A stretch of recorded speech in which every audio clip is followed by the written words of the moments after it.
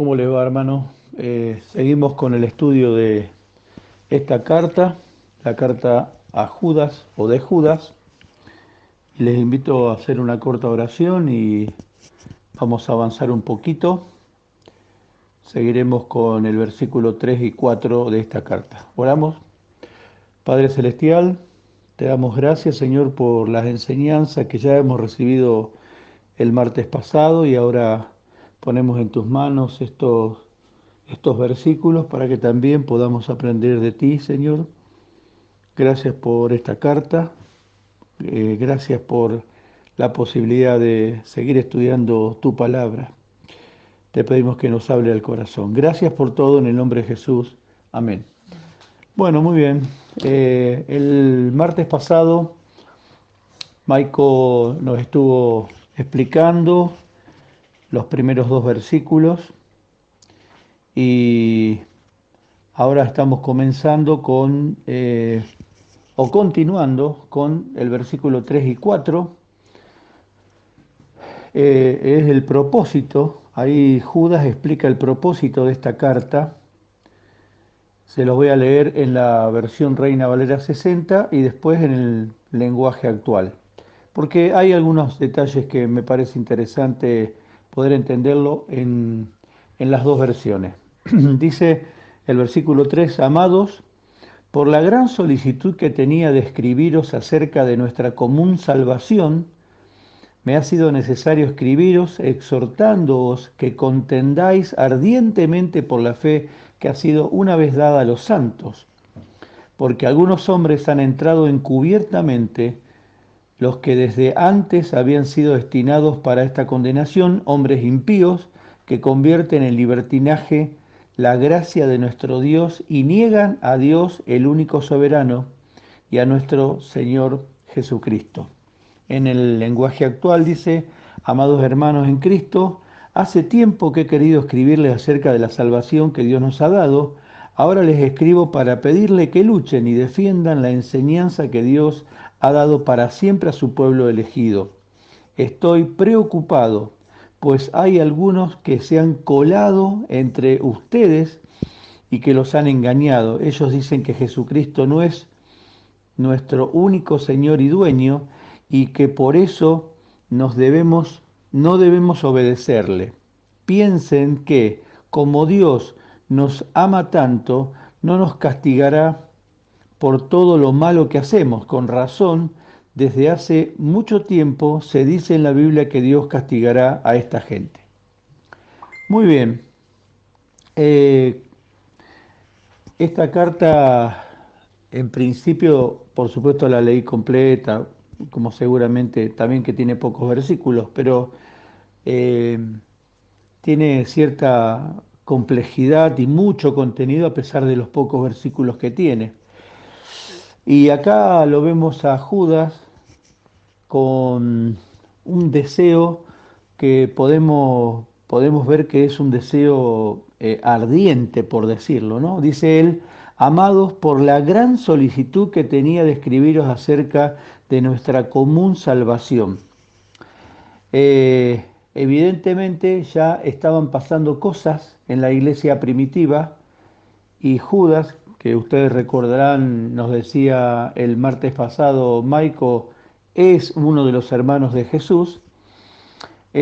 Por supuesto, él en ningún momento hace esa mención, pero evidentemente tiene un ferviente deseo de escribir esta carta porque la iglesia ya del primer momento había sido atacada con personas, digamos, que procuraban afectar el mensaje básicamente, ¿no? Dice, según esta frase, es sumamente claro que la carta estaba destinada a otras personas quienes habían, como él mismo, conseguido la salvación en Cristo y no personas incrédulas.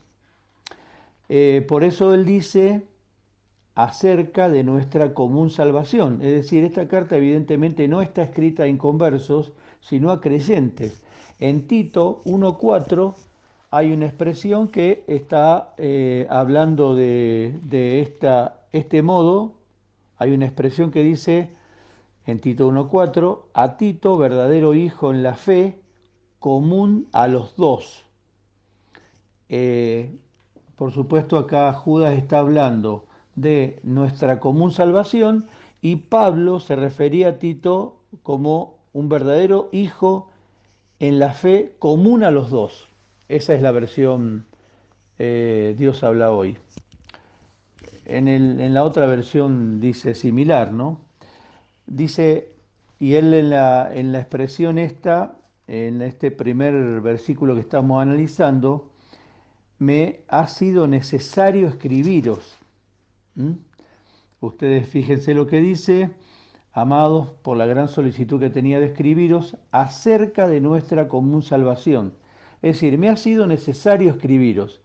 Estas palabras dejan la impresión que Judas recientemente había llegado a saber de una situación entre ellos que causó que él sintiera una obligación a intentar ayudarles a enfrentar. Evidentemente, cuando Judas, es claro, se enfrenta mejor dicho, se conoce de lo que estaba pasando allí en la iglesia, tiene una gran necesidad de escribir para advertir que había algo que no estaba funcionando bien. Dice, a lo mejor, es lo que estamos pensando, a lo mejor le había llegado una carta de alguien, evidentemente de alguna manera Judas se entera que estaba sucediendo algo muy severo, muy grave, y uno piensa, bueno, hoy justamente estaba repasando y viendo este tema y yo decía, ¿qué hubiera dicho Judas si en estos tiempos vive? Calculo que diría prácticamente las mismas palabras, porque no hay ninguna duda que hay en las iglesias gente que evidentemente ha desviado el mensaje. Por eso una de las cosas que siempre tenemos que hacer es fijarnos bien lo que dice la palabra de Dios. No porque lo diga tal persona, una persona conocida, famosa, o un cantante o alguien de relevancia en estos tiempos, es lo correcto y yo sin lugar a dudas o sin dudar nada, lo voy a creer y acá, digamos, lo adopto o lo acepto como palabra que viene del cielo o una interpretación que viene del cielo y no es así, evidentemente no es así. Dice, seguimos con el primer versículo que estamos tratando, que es el versículo 3, dice, me ha sido necesario escribiros exhortándoos que contendáis ardientemente por la fe. Aquí la expresión que tenemos es que uno tiene que contender, y él dice ardientemente por la fe. Evidentemente, la defensa de nuestros principios tiene que ser ardiente. Uno tiene que conocer la palabra y además la palabra de Dios tiene que estar muy claro en nuestro corazón y tenemos que defenderla, no hay que negociarla. Ustedes fíjense que, y yo pensaba en esto, hay muchas doctrinas que son aceptadas como verdaderas. La famosa doctrina de la prosperidad, una doctrina que como estuve leyendo ha logrado la prosperidad de muchos pastores, pero no de la iglesia. Qué interesante, ¿no? Eso evidentemente, utilizando y deformando algunos versículos, ha hecho mucho daño a la iglesia, mucho daño a la iglesia. Y algo que nos había llamado la atención, hoy escuchábamos algo, me acuerdo, no sé si era en un mensaje, no recuerdo bien. Sí, en un mensaje lo escuchamos. Nos llamaba la atención la cantidad de hermanos apartados que hay. Siempre se menciona hermanos apartados y yo no tengo estadísticas, pero la sensación que me da es que hay más hermanos apartados que hermanos en comunión. Y evidentemente el daño que se le ha hecho a la iglesia a través de tantas doctrinas y cosas, y además, por supuesto, líderes o hermanos con cierta influencia en las iglesias que le han hecho mucho daño y han desengañado a muchos hermanos, hermanos que hoy no quieren ni hablar o no quieren ni escuchar de iglesia. ¿Mm? Bueno, la cosa es que esto estaba en la antigüedad, en la iglesia primitiva, estaba haciendo su efecto destructivo. Y vamos a un versículo, los invito a Hechos de los Apóstoles capítulo 15, y allí ya hay un conflicto. Versículo 1 y 2, ustedes saben que se produce el concilio de Jerusalén, pero en el versículo 1 de Hechos 15 dice: entonces algunos que venían de Judea enseñaban a los hermanos: si no os circuncidáis conforme al rito de Moisés, no podéis ser salvos. Como Pablo y Bernabé tuviesen una discusión y contienda no pequeña con ellos, se dispuso que subiesen Pablo y Bernabé a Jerusalén y a algunos otros de ellos a los apóstoles y a los ancianos para tratar esta cuestión. Evidentemente ya las desviaciones de la palabra o los principios o las enseñanzas que el Señor dejó a los apóstoles, a los primeros cristianos, se estaban empezando a deformar, y allí ustedes recordarán el Concilio de Jerusalén, que está en Hechos 15, se establecen una serie de principios. Les invito a que también vayamos a Gálatas 2:11, y dice: pero cuando Cefas fue a la ciudad de Antioquía, lo reprendí en su propia cara, porque lo que estaba haciendo era condenable. Allí Pablo se cruza con alguien, con uno de los hermanos de la iglesia, con Cefas, y a través de una enseñanza que estaban haciendo, porque digamos, había muchas cosas que estaban siendo deformadas del principio. Ustedes saben que una de las cosas que sucedieron en la antigüedad, en el primer momento de la iglesia, que las costumbres judaicas se mezclaban con las costumbres cristianas o con las enseñanzas cristianas, y estaba todo bastante complicado. Y uno de los que tuvieron que hacer esa defensa ardiente por la fe fue Pablo. Y acá tenemos un caso. Podemos seguir adelante y dice, vieron que dice por la fe. Entonces, esa fe es el conjunto de las enseñanzas de los apóstoles, la totalidad de la verdad que Jesús prometió entregarle a través del Espíritu Santo, algo por la cual valía la pena contender con los opositores.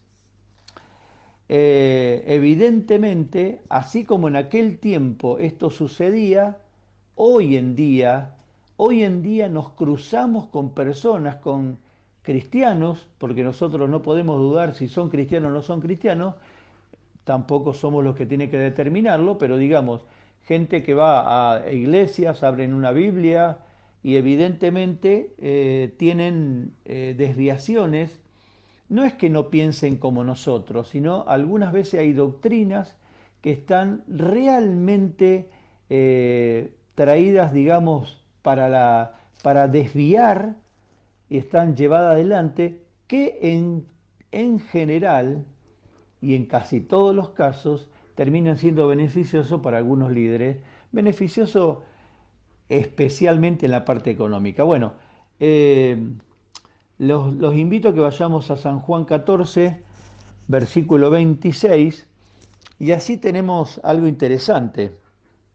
Cuando habla de que tenemos que contender ardientemente por la fe y tener esta capacidad de darnos cuenta si lo que nos están diciendo está de acuerdo a la palabra de Dios o no, el Señor, que digamos, sabía que esto iba a suceder,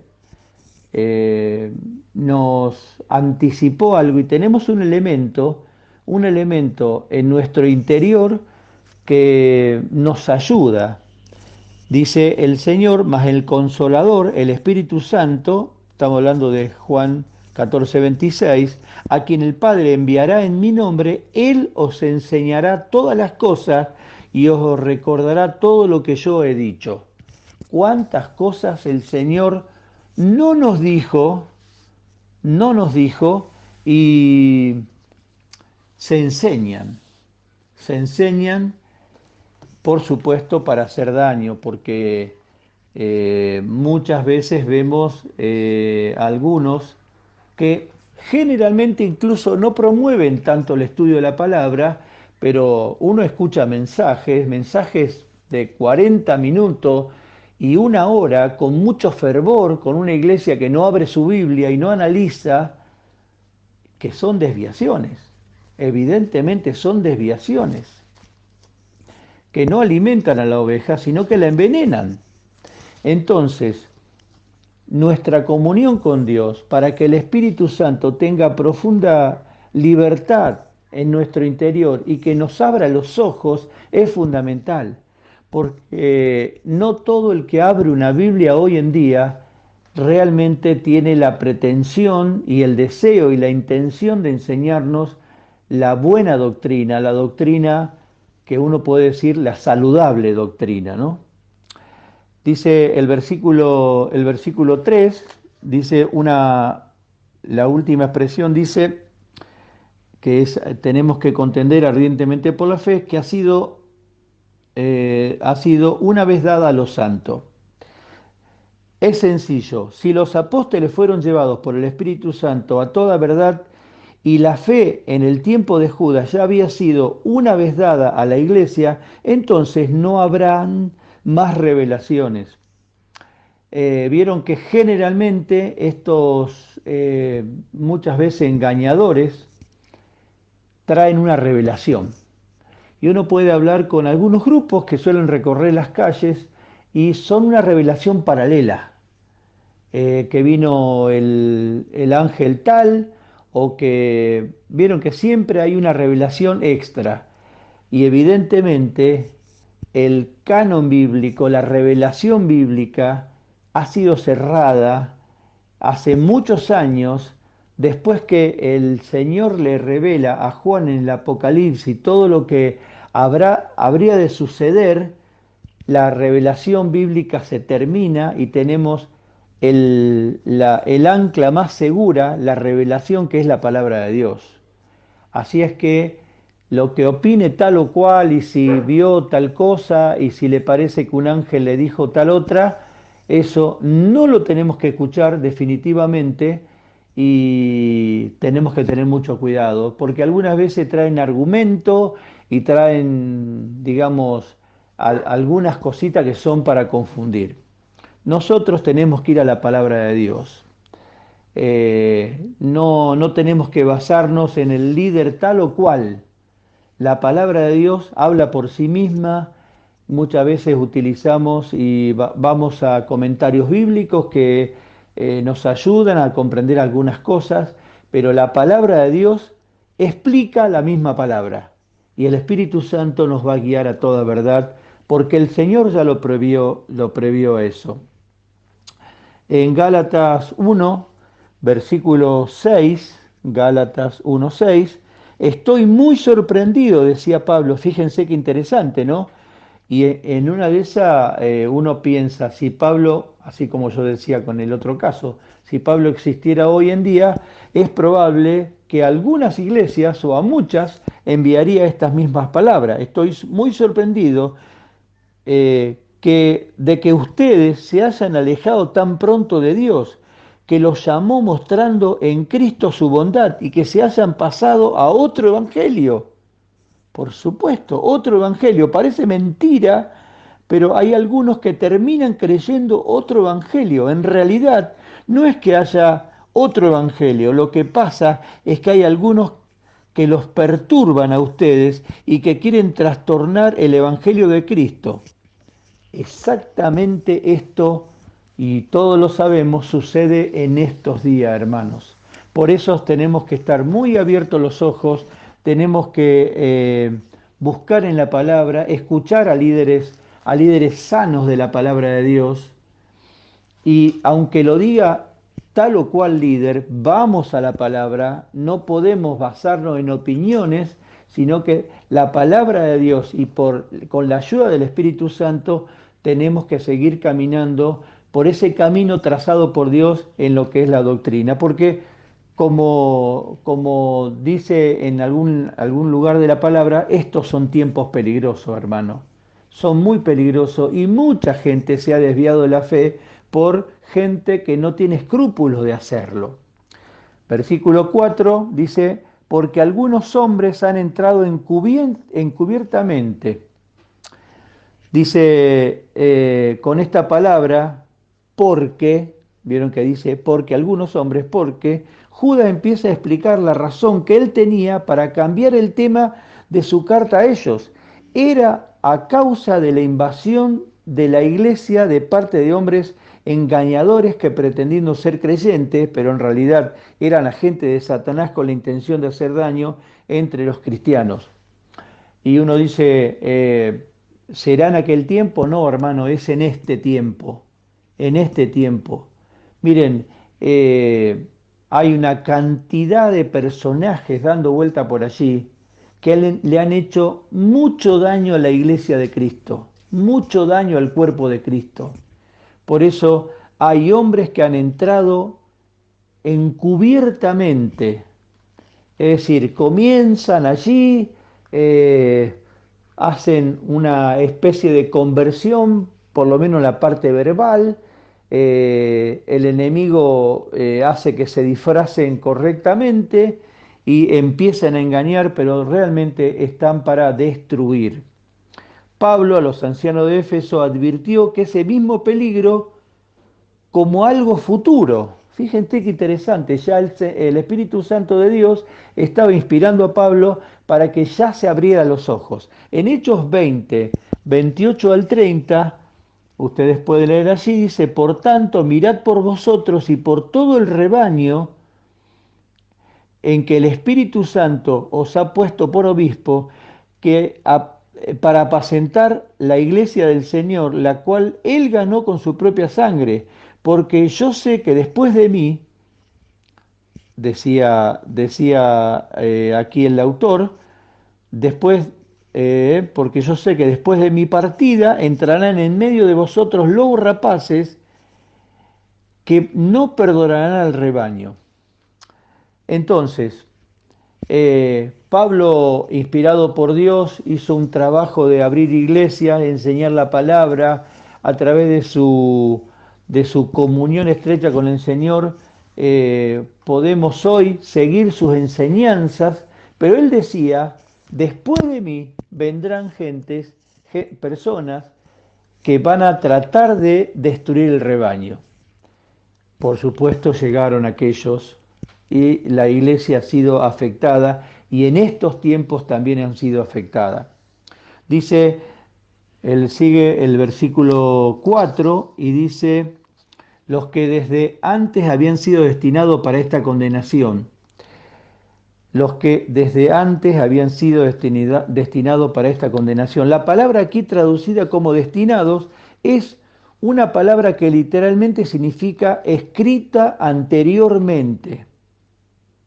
Y refiere a que desde mucho tiempo Dios había dejado en claro el destino de los que intentarían hablar de parte de Él sin su autorización. En 1 Pedro 2.8, allí lo tenemos, dice, y también esto, otro, una roca, una piedra con la cual tropezarán, pues ellos tropezarán al no hacer caso al mensaje. Ese es su merecido. En la antigüedad se hablaba de la piedra principal del ángulo, se hablaba de Cristo y se hablaba de los que iban a tropezar con esa piedra. Allí está dicho, allí está profetizado. Sigue el versículo 4 y dice, los que desde antes habían sido destinados para esta condenación. Ustedes fíjense la expresión que allí está. Dice, La palabra aquí traducida como destinado es la palabra que literalmente significa escrita anteriormente y refiere a que desde mucho tiempo Dios había dejado claro, eso les mencioné antes, y en la antigüedad muchas veces está la profecía de que Dios iba a encargarse de esas personas.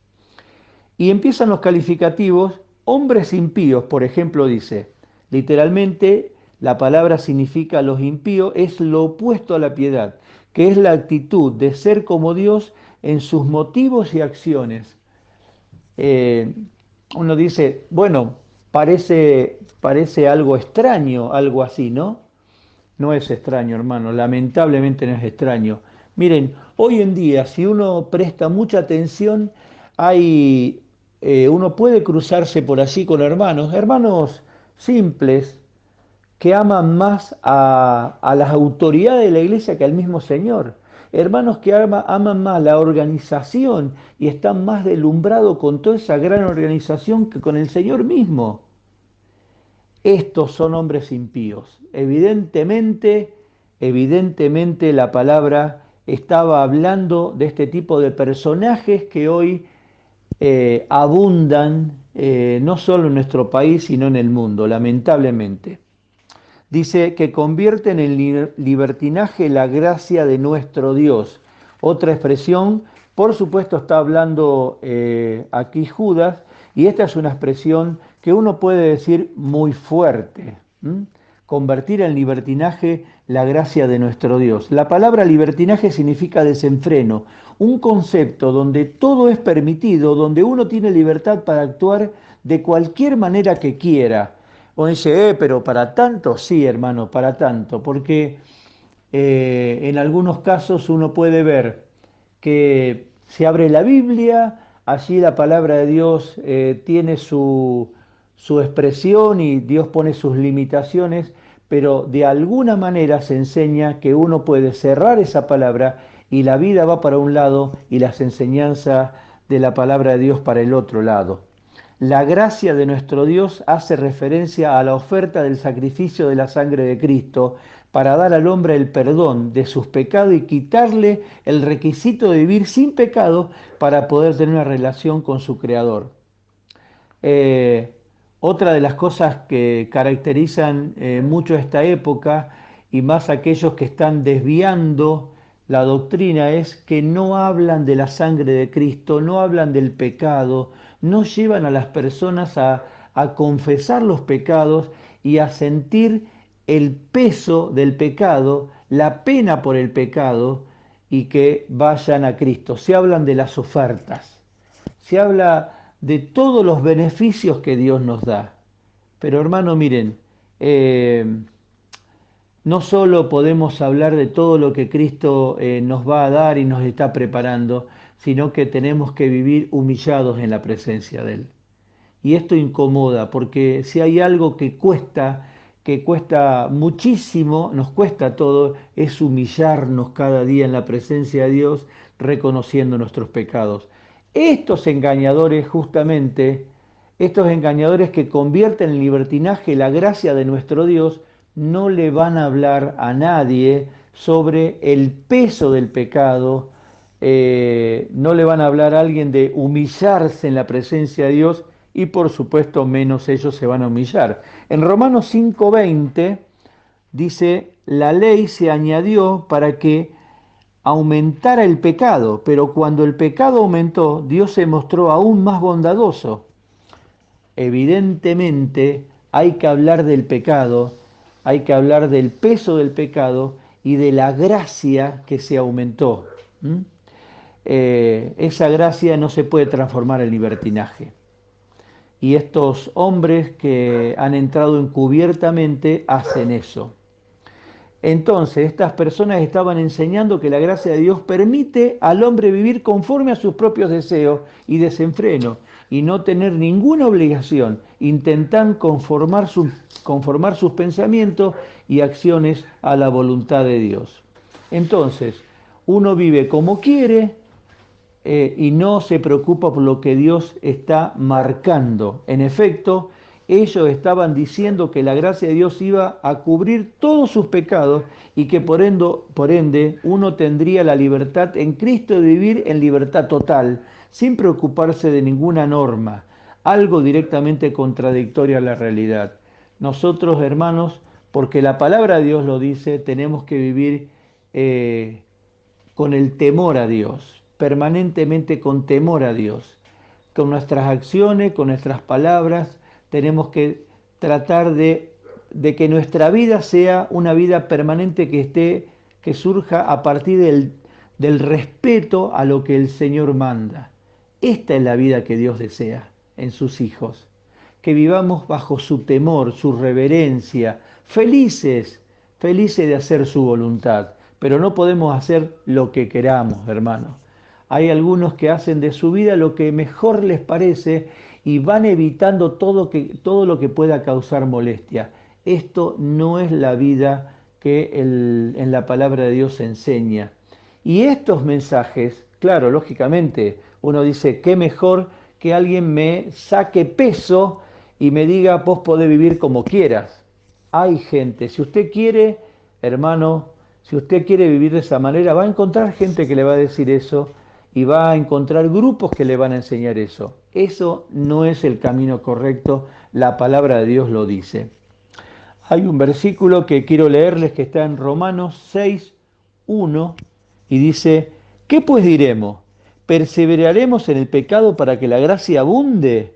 Claro, de alguna manera uno dice, vivo como quiero, me enseñan eso, vivo como quiero, porque cuanto más pecado, más la gracia va a sobreabundar, va a abundar con Dios. Es como si Dios fuese alguien, un abuelito, que todo lo soporta, que no te juzga, no te dice nada, y el nieto o la persona que se rige por él, hace lo que quiere y no va a pasar nada. Evidentemente no es así.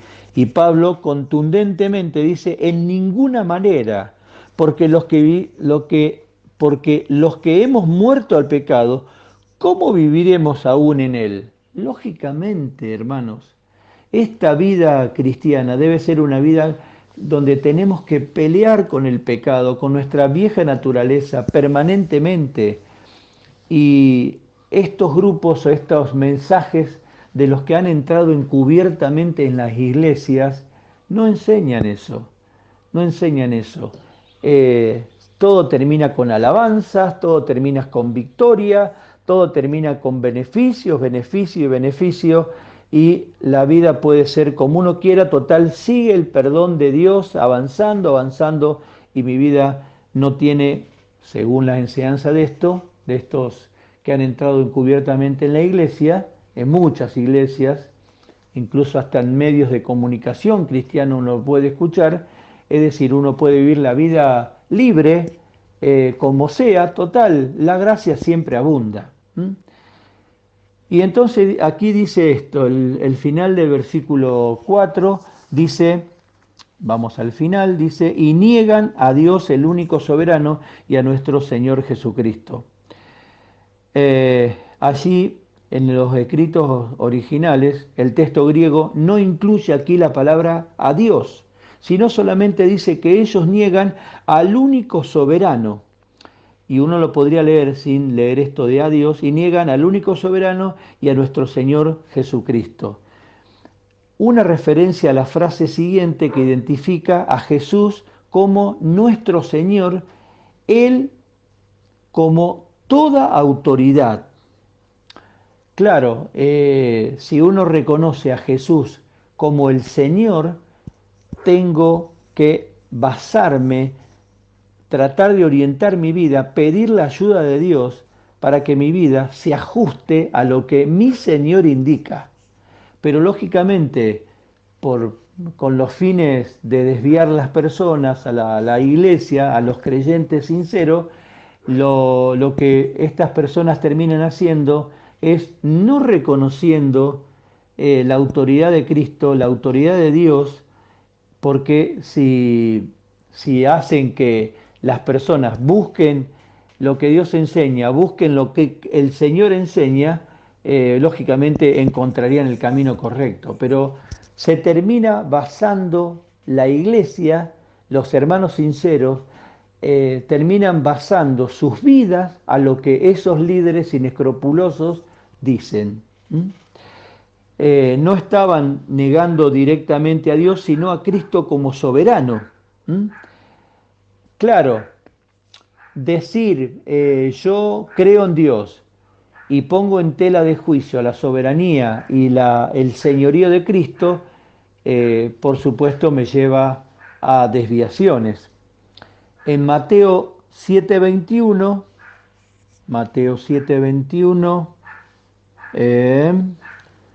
allí lo tengo, dice, no todos los que me dicen Señor, Señor entrarán al reino de los cielos, sino solamente los que hacen la voluntad de mi Padre Celestial.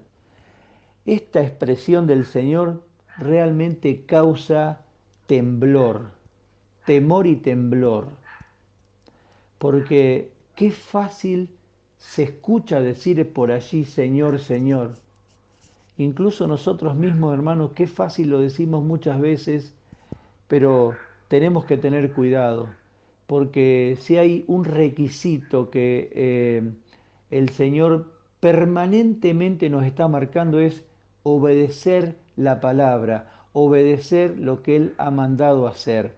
Por eso el Señor con total autoridad dice, no todos los que me dicen Señor, Señor entran al reino de los cielos, sino solamente los que hacen la voluntad de mi Padre Celestial. Esto es terrible. Y en otro versículo muy conocido, que es San Juan 14:6, yo, dice el Señor, y esto es bien claro, no hace falta tanta profundidad ni conocer teología, el Señor dice, yo soy el camino y la verdad y la vida, y nadie viene al Padre si no es por mí. Toda enseñanza que no se ajuste a este principio general, contundente, invariable, inconfundible, que es que el Señor es el camino hacia el Padre. El Señor es la verdad y el Señor es la vida y que nadie va a ir al Padre si no es por Él. Esto es cerrado, es claro y contundente. No hay intercesores, no hay nadie que se interponga a este principio, y los que son desviados por otros caminos seguramente se equivocarán y tendrán que sufrir. Ellos, como muchos en el día de hoy que hacen lo mismo, quisieron tener a Jesús como su Salvador y la sangre de Él para perdonar sus pecados, pero no quisieron aceptar que Él era el soberano, el Señor, que tenía derecho de mandar cómo ellos tenían que vivir. Evidentemente, yo puedo decir muchas cosas, puedo reconocer con mi boca que Jesús es el Señor, pero el señorío de Cristo, hermanos, se va a notar exclusivamente en la práctica, con mi vida corrigiendo errores muchas veces, sabiendo que uno se desvía muchas veces, que a veces no está haciendo la voluntad de Dios, llegarnos cada día a su presencia, arrodillarnos en la presencia de Dios, pedirle perdón porque muchas veces hacemos cosas que no son su voluntad. Esto es muy importante en tener cuidado, hermanos, porque los que son engañadores, aquellos hombres que han entrado encubiertamente, que uno dice, bueno, ¿qué está hablando? ¿Que en Vialén Macé tenemos gente así? ¿O que en la iglesia tal o cual tenemos? Miren, hermanos, hay muchas influencias en muchos grupos, a veces los libros que leemos, muchas veces vemos videos que se está enseñando cosas que no son las correctas, y tenemos que tener cuidado porque hay hombres que con sutileza, con astucia, se meten. Muchas veces las canciones, hermanos, están enseñando cosas que están contrarias a la palabra de Dios. Ese hecho de negar la autoridad del Señor y enfatizar solamente su gracia era sumamente peligroso en aquel tiempo, tal como lo es en el día de hoy. Esto es muy importante, y en Tito capítulo 1, versículo 16, Aquí el apóstol Pablo, hablándole a su hijo espiritual Tito, dice, el versículo 16 dice esto: dicen conocer a Dios, pero sus hechos lo niegan, son odiosos y rebeldes, incapaces y de ninguna buena obra, incapaces de ninguna buena obra. Entonces, no solo es decir Señor, no solo es cantar canciones, himnos, pero lo interesante, si es que queremos estar en el camino correcto, hermanos, es que en lo práctico, en lo concreto, Cristo sea nuestro Señor. ¿Mm? Y si tengo cosas que corregir, lo tengo que corregir, hermanos, con humildad, en la presencia de Dios humillado, porque si no, estoy de alguna manera siendo desviado por esos hombres que están en la iglesia, han entrado, se han metido encubiertamente y, y están para desviar la iglesia. El último versículo que los invito a leer hoy está en 1 Juan 2:22. Dice el apóstol Juan, dice: ¿quién es el mentiroso sino que el que niega que Jesús es el Cristo? Este es el anticristo, el que niega al Padre y al Hijo. El espíritu del anticristo está en este momento en la iglesia, en el mundo, en muchas iglesias, muchas veces, como dije, uno puede escuchar muchas veces hermanos dar mensajes, hay canciones, hay muchas cosas que están enseñando evidentemente doctrinas que no son las de Dios. Nos viene bien que Judas diga estas cosas porque no era solamente el problema de aquellos tiempos de la iglesia primitiva, sino que es el problema de hoy. Hermanos, vivamos con los ojos espirituales abiertos, permitamos que el Espíritu de Dios nos guíe a toda verdad, nos guíe a toda verdad, porque para eso el Señor nos dejó el Espíritu Santo, no para que traguemos cualquier cosa, para que no analicemos nada, seamos como los hermanos de Berea, que después de escuchar el mensaje de Pablo, iban a la Escritura a ver si lo que había dicho era lo correcto. Hermanos, de los versículos que tal vez usted tomó nota esta tarde, vaya, repase, no se quede con lo que yo haya dicho, sino que vaya a la palabra de Dios, pídale a Dios que le revele la verdad, porque tenemos que ser cuidadosos. Son tiempos peligrosos, son tiempos de engañadores, personas que están adentro de las iglesias y que muchas veces con sonrisas, a veces con argumentos humanos, tratan de desviar la palabra.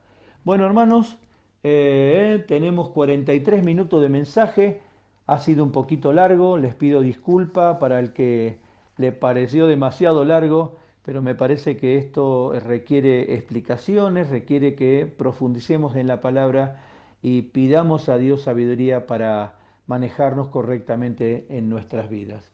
Gracias por escuchar este mensaje larguito. Deseamos que Dios los bendiga mucho, los extrañamos con Norma y los amamos en Cristo.